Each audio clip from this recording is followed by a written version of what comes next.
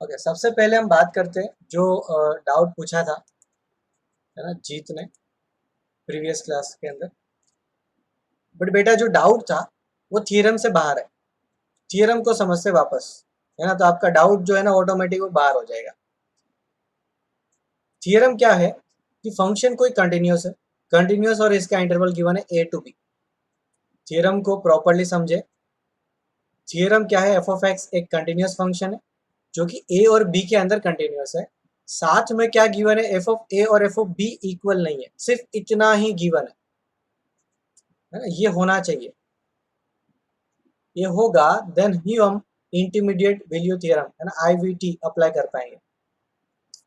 फिर हमें क्या करना है कि भाई एफ ऑफ ए के लिए आपका कोई वैल्यू होगा, सॉरी ए के लिए आपका कोई वैल्यू होगा एफ ऑफ ए, बी के लिए कोई वैल्यू होगा एफ ऑफ बी।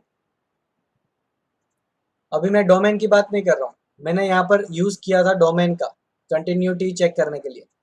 अब मैं डोमेन की बात नहीं कर रहा हूँ, मैं अब वैल्यू की बात कर रहा हूँ, वैल्यू के इंटरवल की। मैं रेंज भी नहीं बोलूंगा इसको, है ना, ये आपका रेंज नहीं है।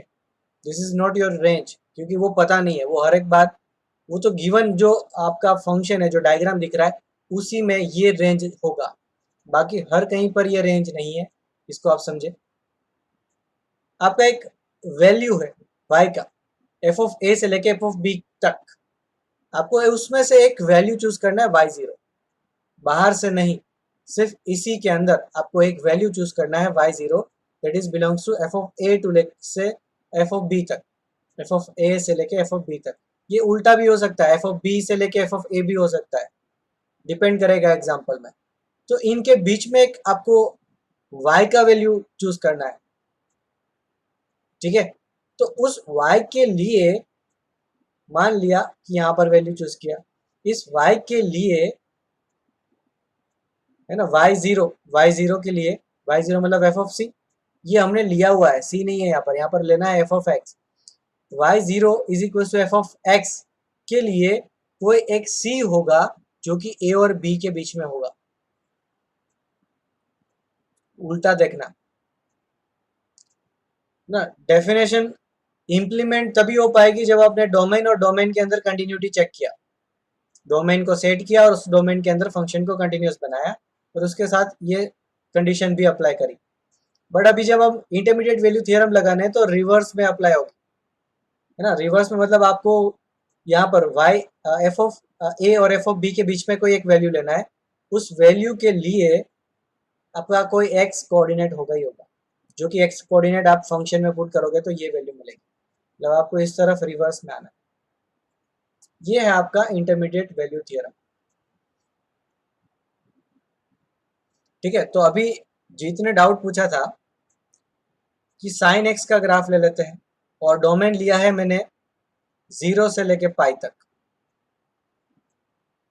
ठीक है। तो आपका ग्राफ 0 से लेके पाई तक, पाई पे ओपन है, ठीक है। तो साइन एक्स 0, साइन एक्स का जो रेंज होगा वो कहाँ से कहाँ तक होगा? 0 से लेके 0 ओपन। अभी ये थोड़ा गड़बड़ गड़बड़ पार्ट है, ठीक है, ये रेंज नहीं है, रेंज नहीं है। अभी आप इस तरीके से देखो, एफ ऑफ 0, इसको मान लेते हैं F of x, F of 0 ये आ जाएगा आपका 0, और एफ ऑफ पाई माइनस ये आ जाएगा आपका 0 प्लस, पाई माइनस और 0 प्लस, है ना, देख रहे हो ग्राफ में। पाई माइनस मतलब पाई से थोड़ा सा कम और 0 प्लस। अभी आपको क्या करना है? एक y0 चूज करना है जो कि 0 और 0 प्लस के बीच में होगा, है ना। मुझे 0 और 0 प्लस के बीच में कोई एक y0 चूज करना है, सो दैट उसके लिए मुझे 0 और पाई के बीच में कोई ना कोई एक वैल्यू मिल जाएगा। अभी ये आपका बहुत ही ज़्यादा, है ना, स्मॉल एग्जाम्पल हो गया, बहुत ही ज़्यादा, है ना, डीप में मतलब चले गए ना। इसमें आप कोई सा भी टेलीस्कोप लगाओगे ये समझ नहीं पाओगे, है ना, सिर्फ इसको फील करना पड़ेगा, है ना, अंदर जाके वो ग्राफ नहीं दिखेगा, ठीक है। तो आप इसको समझो कि इसके बीच में, है ना, 0 और 0 प्लस के बीच में आपको एक वैल्यू चूज करना है। उसके लिए आपका कोई x होगा, जो x आप एफ ऑफ एक्स में पुट करोगे तो उसकी वैल्यू आपको देगा, है ना। तो अभी इसको, है ना, इस तरीके से लेते हैं। है ना, और यहाँ पर कोई एक वैल्यू होगा, 0 प्लस यहाँ पर मान के चलते हैं, और 0 आपका 0 पे ही है, तो इनके बीच में कोई वैल्यू यहाँ पर है। ठीक है, तो ये वैल्यू अभी आपका है ना, पाई से आगे वैल्यू के लिए तो है नहीं, इस पॉइंट के लिए आपको चेक करना पड़ेगा, जो कि आपका 0 और पाई के बीच में ही आ रहा है। ठीक है, अभी आपका डाउट क्लियर, अभी सबको क्लियर हो गया ये आईवीटी? किसी को डाउट है इसमें?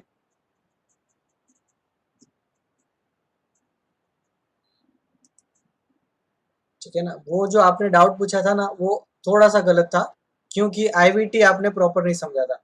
मैंने भी सोचा, फिर मैंने वापस उसको देखा तो ये रिवर्स में हो रहा था, है ना। आपने आपने 0 और पाई के बीच में एक वैल्यू चूज कर ली थी, जो कि आपको वैसे नहीं करना है ना। आपको वाई एक्सिस पे कोई एक वैल्यू चूज करनी है ना, वाई एक्सिस पे कोई एक वैल्यू चूज करनी है। ठीक है, चलो बाकी के दोनों पॉइंट तो क्लियर है, बाकी के दोनों पॉइंट को रिवाइज कराऊं क्या?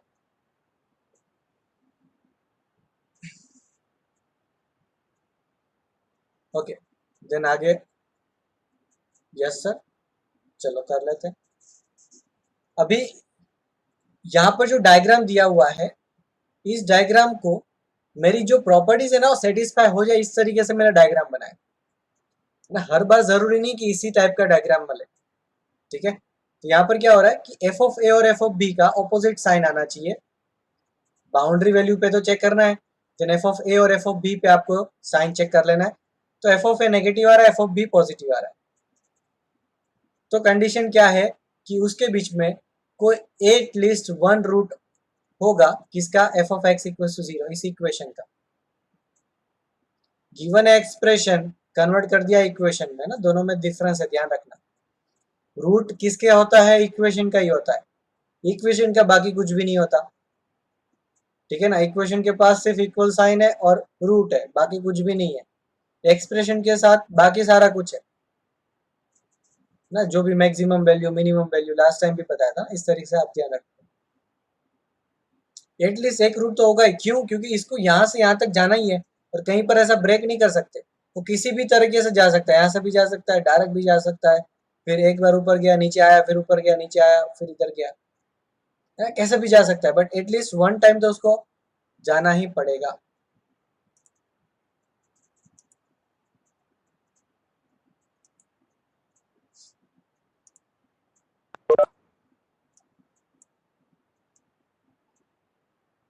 ओके, देन अभी सेकेंड पॉइंट हम डिस्कस करते हैं।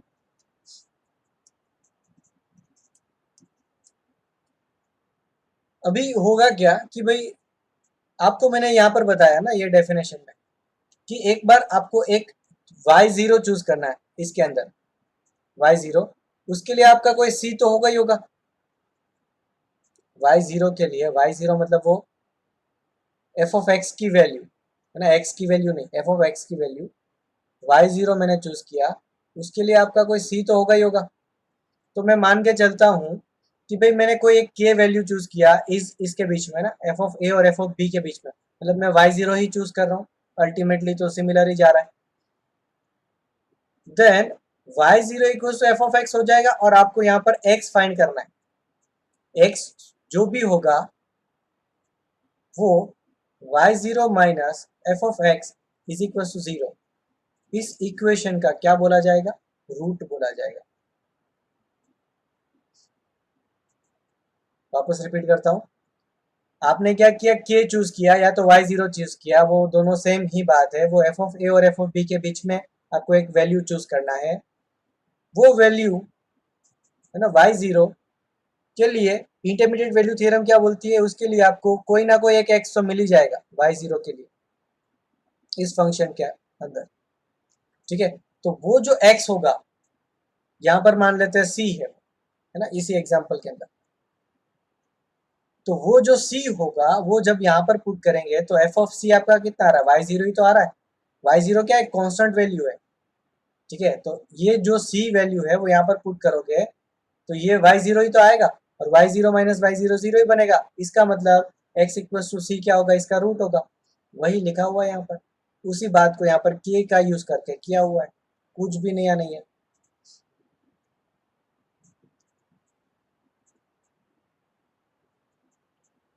थर्ड पॉइंट को समझते हैं क्या बोल रहा है ये।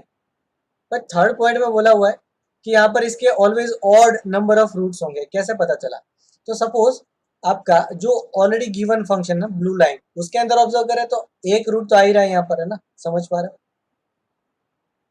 फिर ये मैंने डायरेक्ट लाइन बनाई, उसमें भी देखो एक ही रूट आ रहा है, तो वो भी ऑड होता है। फिर मैंने, है ना, वेवी वाला वेव बनाया हुआ है, इधर ऊपर नीचे ऊपर नीचे ऊपर, है ना। तो आप चेक करो, 1 2 3 4 5, 5 रूट बनेंगे ही बनेंगे, है ना, ऑड नंबर ऑफ रूट्स ही बनेंगे। अब सपोज मैंने ऐसा नहीं करना है, मुझे क्या करना है, सिर्फ एक ही बार ऊपर गया फिर नीचे आया फिर ऊपर जाएगा, तो भी 3 बनेंगे, चेक करो, है ना। एक बार ऊपर गया फिर नीचे आएगा बी से पहले, तो फिर उसको वापस ऊपर तो जाना ही पड़ेगा, मतलब वो सारे बार पेयर्स में ही आएंगे, तो ऑलवेज आपके ऑड नंबर ऑफ रूट्स ही मिलेंगे।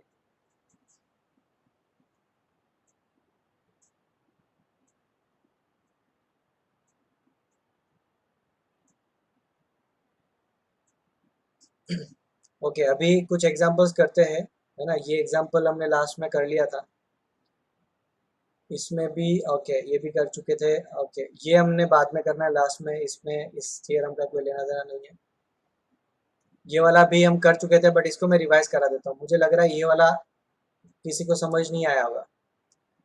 मुझे चैट में बताओ आ गया है या नहीं आया। मैं रिवाइज तो वैसे ही कराऊंगा, आप बस बता दो मुझे।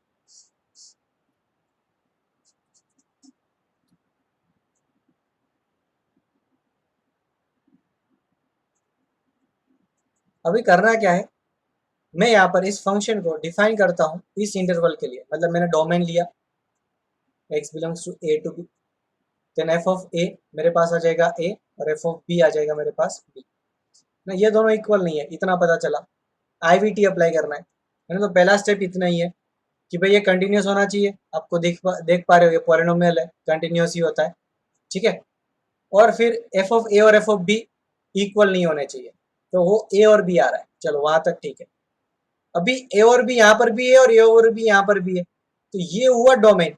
मैं अब बात कर रहा हूँ रेंज की।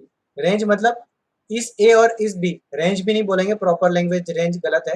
ए और बी के बीच में आपको एक नंबर चूज करना है, तो उस नंबर को मान लेते हैं a+b/2, है ना। ये कंफर्म है कि ये जो a+b/2 है वो आपका इन्हीं के बीच में आएगा, ए और बी के बीच में ही आएगा, ठीक है ना। ये आपको पता होना चाहिए, ये कंफर्म है, ये ए और बी के बीच में ही आएगा। तो ये बोल रहा है टेक्स द वैल्यू a+b/2, हाँ तो ले सकता है, यस करेक्ट है। तो वो जब लेगा वैल्यू a+b/2, तो उसके लिए कोई ना कोई एक वैल्यू होगा c, जो कि इसके रेंज के बीच में होगा, है ना, a और b के बीच में होगा। तो इसके c की जगह पर लिया x0 belongs to a to b, है ना। क्या लिया हुआ? IVT का यूज किया हुआ है। वापस रिपीट कर रहा हूँ, ये डोमेन है आपका a to b, f of a और f ऑफ b चेक किया, दोनों अलग अलग आने चाहिए और कंटिन्यूस होना चाहिए। ये हुआ आपका IVT, है ना, जो मैंने यहाँ पर सर्कल के अंदर लिखा हुआ है। एंड उसके बाद क्या लेना है आपको? एक y0 बिटवीन इसका जो वैल्यू का रेंज आपको जितना दिखता है नहीं, जितना दिखता है ए और बी, है ना, यहाँ पर जितना दिखेगा उसके बीच में, जरूरी नहीं है वो पूरा ही रेंज आ जाए, है ना। हो सकता है कि बी आपका घुमा फिरा के मैंने यहाँ तक ही लिया हुआ है ना, तो आपका f ऑफ a यहीं तक आएगा ना। मतलब मेरा सेट कहाँ से कहाँ तक है? a से b तक है, और b मेरा यहीं पर है, ये वाला ग्राफ है ही नहीं, मान के चलो सपोज, है ना। ग्राफ यहाँ से यहाँ तक ही बनाया मैंने, तो अभी f ऑफ a और f ऑफ b पूरा रेंज थोड़ी देगा ये।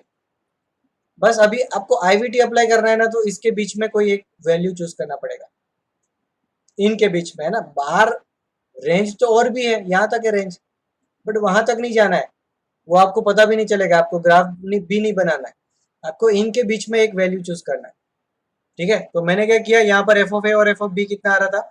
a और b आ रहा था, तो उसके बीच में एक वैल्यू चूज कर लिया, ये है वो वैल्यू, ठीक है। ये आपको एग्जाम्पल के बाहर ही पता होना चाहिए कि a+b/2 ए और बी के बीच में लाई करेगा, चाहे ए पॉजिटिव हो नेगेटिव हो कुछ भी हो, दोनों में से दोनों कुछ भी वैल्यू हो, a+b/2 उनके बीच में ही लाई करेगा।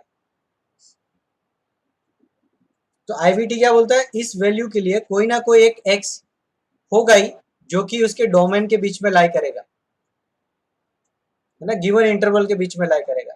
हाँ, तो x 0 होगा, वो इसके बीच में लाई करेगा। यहाँ पर बीच में लिखना है using I V T x naught belongs to a to b, है ना, प्रॉपर लिखे तो इसको हम ऐसे लिख सकते हैं, since a plus b by two belongs to a to b, है ना, दिस इज, है ना, रेंज वाला part a to b, so therefore using I V T आपको डायरेक्ट लिखना है x naught belongs to a to b. अब ये कोई गलत नहीं कह सकता, इतना ही लिखना है आपको। हाँ, वो आई वी टी वो खुद ही डिकोड करेंगे ना, हमारा काम नहीं है वो, हमने बोल दिया आई वी टी का यूज होके ये लिख ना, ये करेक्ट है, इस तरीके से आ रहा है बस। अभी किसी को डाउट है इसमें 25 में?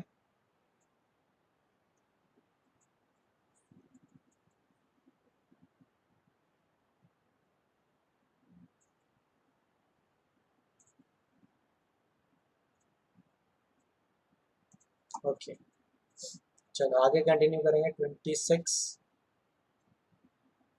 26 काफ़ी अच्छा एग्जाम्पल है, मेंस में भी पूछा जा सकता है, एडवांस में भी पूछा जा सकता है, बट एक्चुअली में आईवीटी मेंस लेवल तक का कॉन्सेप्ट नहीं है ना, आईवीटी प्रॉपर एडवांस का ही कॉन्सेप्ट है, ठीक है, बट इसका यूज़ कर सकते हो सकता है आईवीटी आपका एप्लीकेशन ऑफ डेरिवेटिव के अंदर यूज़ आ जाए, बट कंटिन्यूटी के अंदर मैंने किसी बुक्स में, मतलब कम बुक्स है ऐसी जिसके अंदर यूज़ हुआ है, तो सिर्फ एडवांस लेवल तक के बुक्स में ही यूज़ हुआ है, ठीक है, बट कोई फर्क नहीं पड़ता, सिंपल कॉन्सेप्ट है और काफ़ी इंपॉर्टेंट कॉन्सेप्ट भी है, ठीक है। एग्जाम्पल को देखते हैं।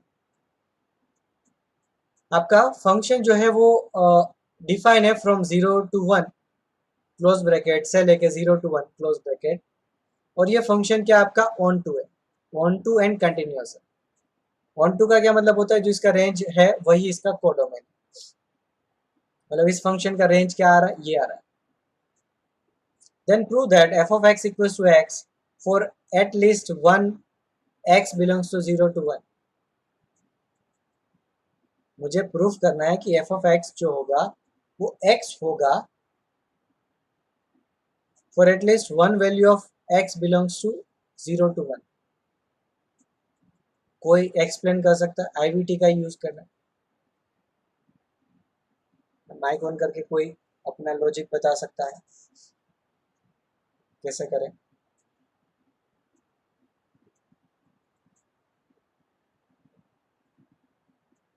एनीवन?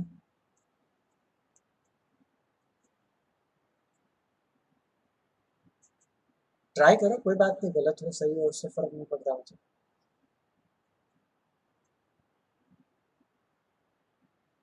भाई इस बार सर सब, हाँ बोलो। सर ये डोमेन और रेंज दोनों इस फंक्शन के सेम है, मतलब ये आइडेंटिटी फंक्शन हो सकता है। हो सकता है, ठीक है। वो भी ऑन टू फंक्शन होता है क्योंकि हाँ, वो तो हमने पर्टिकुलर तो केस ले लिया, वो तो डायरेक्ट गिवन है। मुझे ये नहीं चेक करना है क्वेश्चन क्या है, आप सही जा रहे हो, बट क्वेश्चन क्या है कि मुझे किसी एक वैल्यू के लिए ही F of x equal to X मिलेगा, एटलीस्ट वन वैल्यू के लिए, सबके लिए मिल जाए तो फिर यही फंक्शन आ गया, ठीक है। समझ में आया क्वेश्चन? Yes sir. अभी ट्राई करो।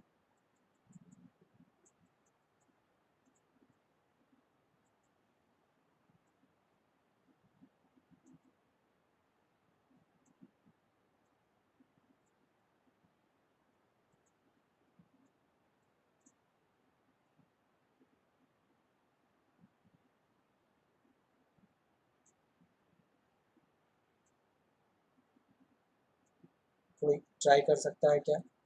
तो कोई बात नहीं, सही हो गलत हो, क्योंकि बहुत सिंपल है और लॉजिक भी, है ना, आपको लॉजिकली लिखना नहीं है इसके अंदर, इस तरीके से आपको करना।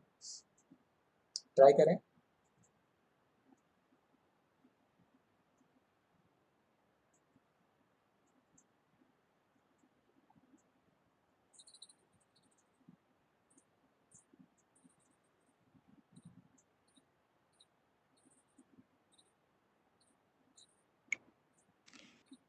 Sir yes. सर इसमें बताया हुआ है कि रेंज 0 to 1 है, मतलब हमें ऐसा ग्राफ ड्रॉ करना है कि 0 से 1 तक के सारे पॉइंट कवर कर ले वाई एक्सिस के। ओके हाँ, तो ऐसा ग्राफ तभी तभी ही ड्रॉ हो सकता है जब ये y is equals to x वाली लाइन को एक बार तो कम से कम वो इंटरसेक्ट करेगा ही। हाँ ठीक है। तो अब ऐसे हम सपोज, सोच हाँ रहे हैं ना, है, बट अभी सपोज मैंने 0 to 1 के ग्राफ में ऐसा ग्राफ बनाया था। तो 0 नहीं हुआ, तो f of 0 is equals to 0। Okay, और सपोज मैंने ऐसा ग्राफ बनाया था। एक मिनट,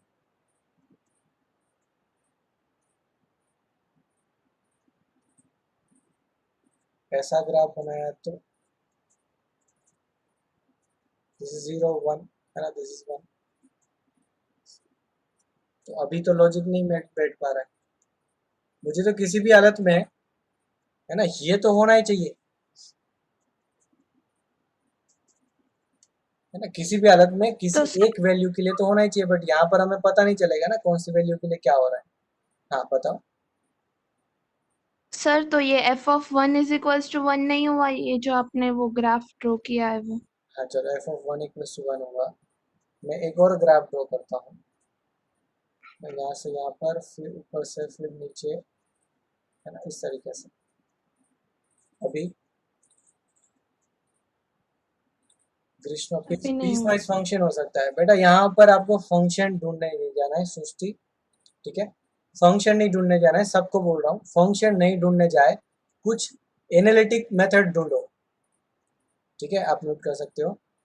एनालिटिक मेथड ढूंढनी है ना। ये मेंस का एग्जांपल नहीं है, सिंपल एग्जांपल है, एक ही लाइन का है, बट ये एडवांस में पूछा जाएगा, ठीक है। एनालिटिक मतलब आपको कुछ अलग तरीके से सोचना पड़ेगा, जो अभी हमने नहीं किया। तो हम क्या करते हैं, एक फंक्शन ले लेते हैं जी ऑफ एक्स, समझे। जी ऑफ एक्स एक फंक्शन है, that is F of X minus x. अभी मैं ये प्रूफ कर दूं कि 0 से 1 तक जी ऑफ एक्स का एक रूट है। 0 से 1 तक मैं ये प्रूफ कर दूं कि जी ऑफ एक्स का एक रूट है, मतलब 0 से 1 तक f of X minus x एक बार 0 हो रहा है, तो मेरा काम हो जाएगा। क्या है बोल रहा हूं मैं, ध्यान रखो। मैंने एक फंक्शन लिया है जी ऑफ एक्स, इस जी ऑफ एक्स के अंदर मैं ये प्रूफ कर दूं इसका एटलीस्ट 1 रूट है बिटवीन 0 to 1। तो इसका मतलब क्या होता है, 0 से 1 में जी ऑफ एक्स एक बार 0 हो रहा है, मतलब उसका रियल सॉल्यूशन है, तभी तो मतलब 0 हो रहा है, ठीक है। तो उस कंडीशन में मैं बोल सकता हूं कि F of X minus x ये भी 0 हो रहा है ना। तो इसका मतलब ये हो जाएगा कि F of x equal to X. मैं इन जनरल नहीं प्रूफ कर पाऊंगा, मुझे इसी तरीके से प्रूफ करना पड़ेगा, और ये प्रूफ करना काफ़ी इजी है कि जी ऑफ एक्स जो है वो आपका G of X has at least 1 root in between 0 to 1, है ना। देखिए कैसे करें, तो उसमें सिंपल आपको आई वी टी अप्लाई करना है। तो जी ऑफ 0 कितना बनेगा आपका, एफ ऑफ 0 माइनस 0। तो एफ ऑफ 0 0 से 1 तक ही वेरी कर रहा है, सॉरी ये नहीं, ये वाला पार्ट 0 से 1 तक ही वेरी कर रहा है। तो 0 से 1 तक कोई भी वैल्यू होगा तो वो ग्रेटर देन इक्वल टू 0 ही होगा। 0 हो गया तो काम ही खत्म, है ना, 0 पे ये रूट आ रहा है। 0 नहीं है तो ग्रेटर देन 0 है, मतलब पॉजिटिव है। दो ऑप्शन है ना। पहला ऑप्शन हुआ तो फिर आगे सोचने की जरूरत नहीं है, दूसरा ऑप्शन मतलब ग्रेटर देन 0 है ना, तो भी हमें उसका भी यूज है। इक्वल टू 0 है तो फिर आगे नहीं सोचना है, फिर तो हमारा रूट डायरेक्ट ही मिल गया, 0 पे ये वैलिड है। और ग्रेटर देन 0 के लिए फिर हमें आगे और सोचना पड़ेगा। सपोज हम मान लेते हैं जी ऑफ 1, तो बन जाएगा आपका F of 1 minus 1। F of 1 कुछ भी करेगा वो मैक्सिमम 1 तक ही तो जाएगा, और 1 माइनस 1 0 आएगा। मैक्सिमम वैल्यू अटेंड नहीं करता है तो उससे नीचे वाली कोई भी वैल्यू करेंगे तो उसके लिए नेगेटिव आएगा। समझे बात को?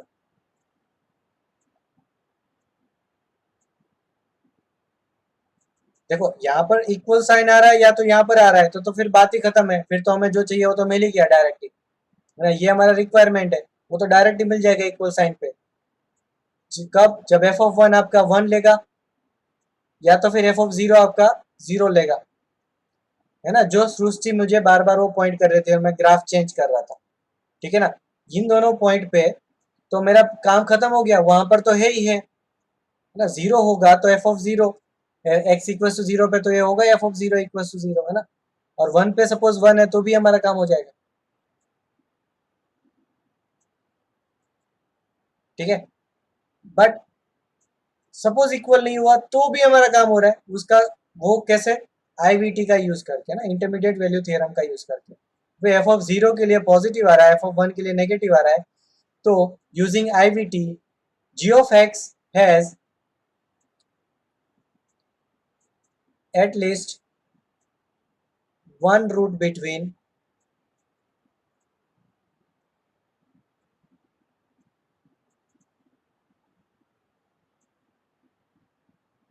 0 and 1, एनी हाउ, है ना। इक्वल साइन लेंगे तो भी काम हो जाएगा, इक्वल साइन नहीं लेंगे तो आईवीटी लगेगा, है ना। किसी भी हालत में जी ऑफ एक्स का एक तो रूट मिलना ही मिलना है in between 0 to 1।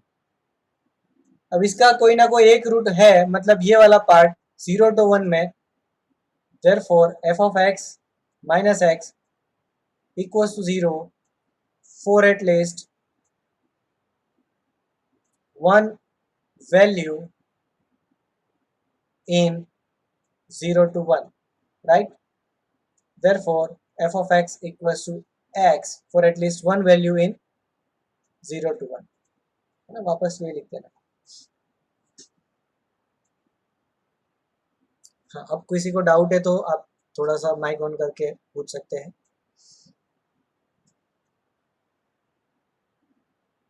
Any doubt?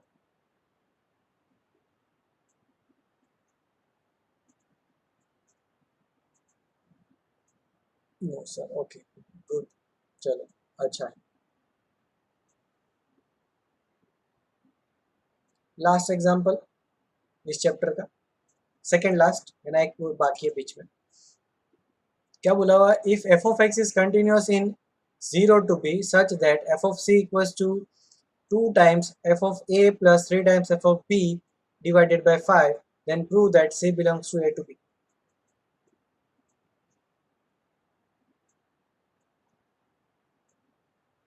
मुझे तो ये प्रूफ करना है कि सी, एफ ऑफ सी जो है ना वो लाई कर रहा है in between, F of C belongs to F of A. ऐसा प्रॉपर नहीं बोल सकते, सिर्फ इतना बोलेंगे F of see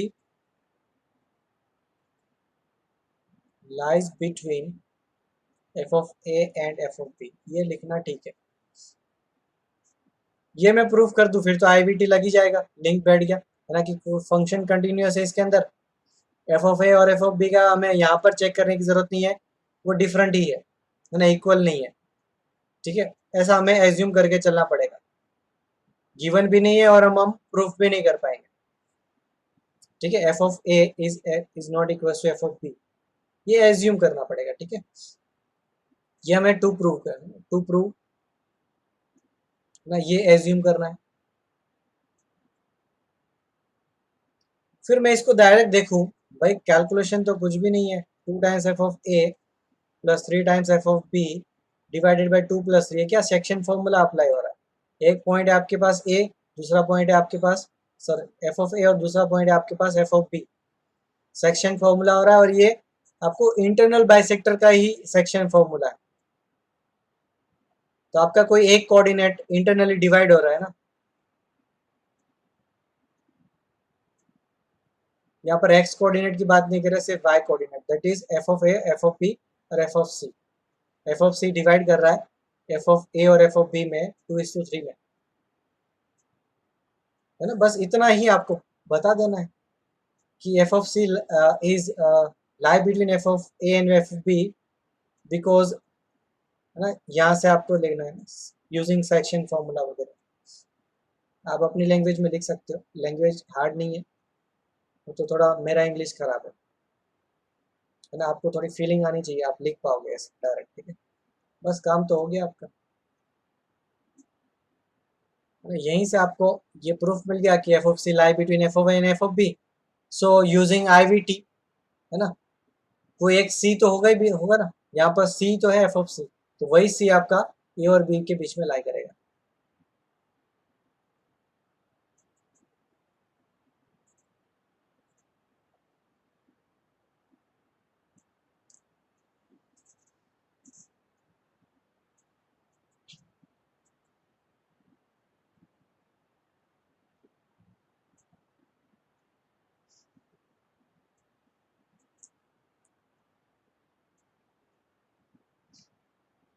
any doubt इसके अंदर?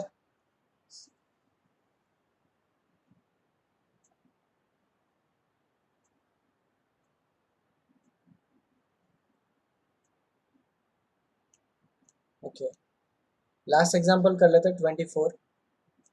लास्ट टाइम हमने देखा था ना पाई बाय 4 का यूज करके, जिन्होंने वो कट नहीं किया उसी के अंदर कंटिन्यू कर देंगे, जिन्होंने कट कर दिया पूरा तो आप वापस इसको फ्रेश स्टार्ट करें ना, कोई प्रॉब्लम नहीं। एफ ऑफ पाई बाय 4, तो अभी यहाँ पर साइन एक्स का value pi by 4 direct put कर देना है, क्योंकि यहाँ पर लिमिट वगैरह हम चेक नहीं कर रहे। तो left hand limit right hand limit check करते हैं तो भी साइन स्क्वायर पाई बाय 4 आपका बनता है 1/2, ठीक है, मुझे ज़्यादा सोचने की ज़रूरत नहीं है।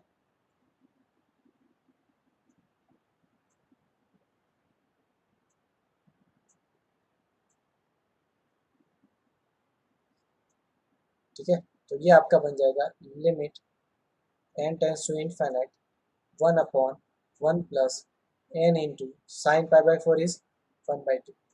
1/2 प्लस बनेगा या 1/2 माइनस बनेगा, इस लिमिट को साथ में देखते हुए कोई फर्क नहीं पड़ेगा।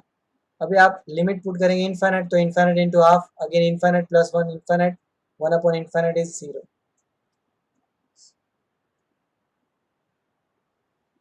सेकेंड पार्ट है also check the continuity at X equals to 0, तो आपको यहाँ पर लेफ्ट हैंड लिमिट और राइट हैंड लिमिट करना पड़ेगा। Limit X tends to 0 minus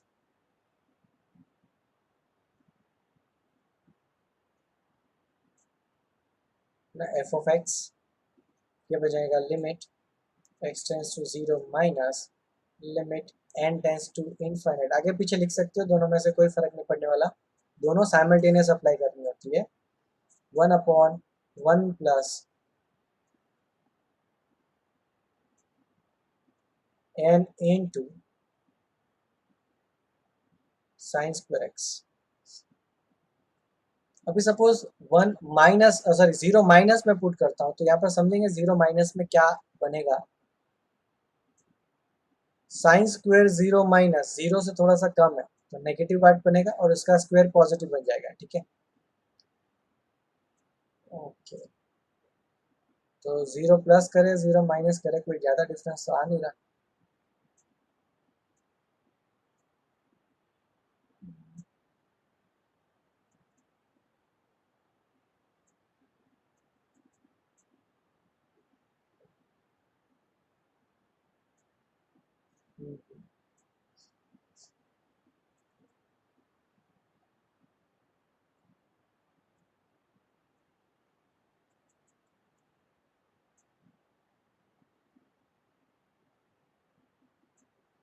कोई ज़्यादा डिफरेंस तो आ नहीं रहा, 0 प्लस करे या 0 माइनस करे। 0 माइनस करने पे क्या होगा, ये थोड़ा सा कम आ जाएगा, इतना जरूर है।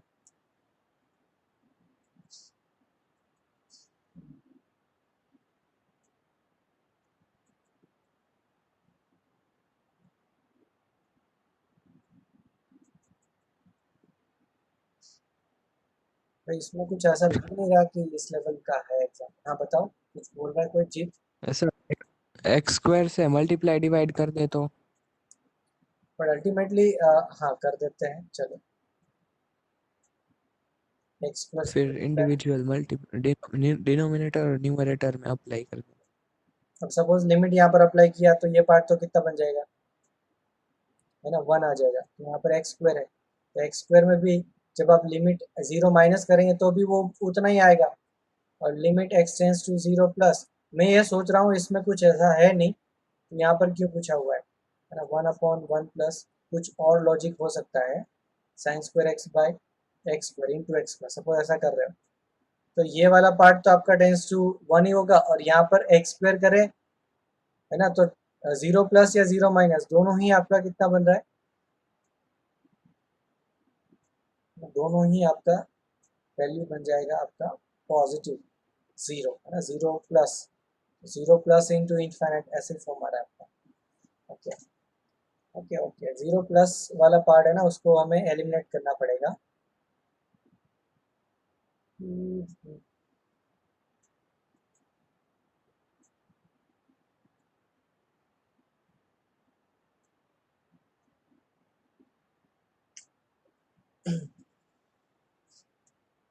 जीरो प्लस, ओके, देखो यहाँ पर हम लिमिट पुट करते हैं तो यहाँ पर क्या आ रहा है, इनफाइनाइट इनटू 0 वाला फॉर्म आ रहा है, तो इसका वैल्यू 0 नहीं होता है, तो आपका इनडिटर्मिनेट फॉर्म है। क्यों? क्योंकि ये एग्जैक्ट 0 नहीं है, ध्यान से समझे क्या पार्ट बता रहा हूँ मैं। अब चाहे डायरेक्ट साइन स्क्वायर करते या